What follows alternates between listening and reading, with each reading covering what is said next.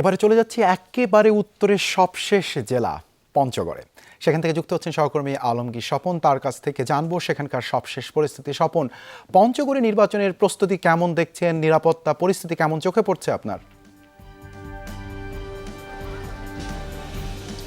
দেবাশিস, আপনি বলেছেন যে দেশের একেবারে উত্তরের জেলা পঞ্চগড়, এইখানের যে সদর আসনটি, সেই সদর আসনটি মূলত এবার কিন্তু খুবই আলোচিত। ক্লিংকার বেশি থাকলে সিমেন্ট বেশি খাঁটি। আনোয়ার সিমেন্ট।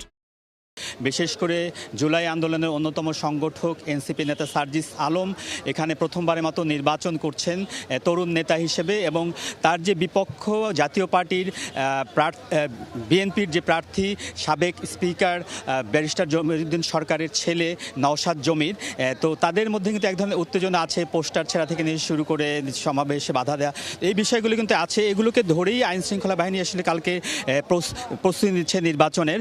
তো পিছনে দেখতে পাচ্ছেন যে যারা প্রিজাইডিং অফিসার, পোলিং এজেন্ট, তারা কিন্তু নির্বাচনী যে সরঞ্জাম। আমি এখন আছি পঞ্চগড়ের যে 1-2 যে বোদা এবং দেবীগঞ্জ আসন, সেখানে এই যে প্রিজাইডিং অফিসার, পোলিং এজেন্টরা তারা তাদের সরঞ্জাম নিয়ে যাচ্ছে।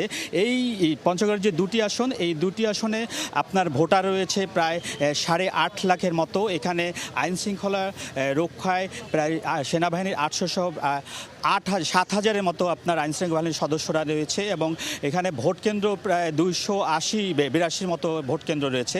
তো সার্বিক নির্বাচনের যে পরিবেশ এই পঞ্চগড়ের 2টি আসনে, এ নিয়ে আমরা এখন একটু কথা বলতে চাই ব্রাক বিশ্ববিদ্যালয়ের সহকারী অধ্যাপক এবং রাজনৈতিক বিশ্লেষক ডক্টর সৌমিত জয়দীপের সাথে। তো আপনি তো এখানে ভোট দিতে এসেছেন, তো এখানকার নির্বাচনী পরিবেশ কেমন দেখছেন? ধন্যবাদ। নির্বাচনী পরিবেশ এখন পর্যন্ত 2-1টি বিচ্ছিন্ন ঘটনা ছাড়া পঞ্চগড় জেলাতে আমি মোটামুটি এখনও পর্যন্ত শান্তই দেখেছি।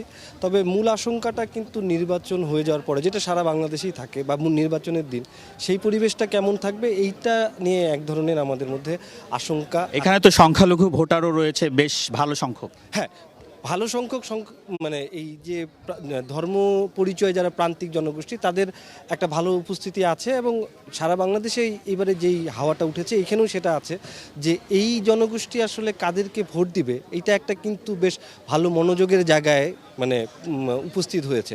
আরেকটা গুরুত্বপূর্ণ বিষয় হলো যে পঞ্চগড় জেলাতে 26% নতুন ভোটার, মানে জেনজি ভোটার। তো মানে তাদের এক ধরনের নিশ্চয়ই আকাঙ্ক্ষা আছে যে নতুন একটা বাংলাদেশ দেখার, ফলে তাদের ভোট এবং এই যে ধর্মীয় পরিচয় যারা এখানে এমনি ভোটার উপস্থিতি কেমন হবেন বলে আশা করেন? খুব সংক্ষেপে যদি ভোটার উপস্থিতি আমি আশা করছি মোটামুটি ধরেন 70% হওয়ার, আমি মানে চাই যে 70% হয়, শুনছি আর কি এরকম। ধন্যবাদ আপনাকে। সব মিলিয়ে যেটি হলো যে পঞ্চগড়ের যে 2টি আসন, এই 2টি আসনে 2-1টি বিচ্ছিন্ন ঘটনা ছাড়া এখন পর্যন্ত নির্বাচনী পরিবেশ শান্তিপূর্ণ আছে।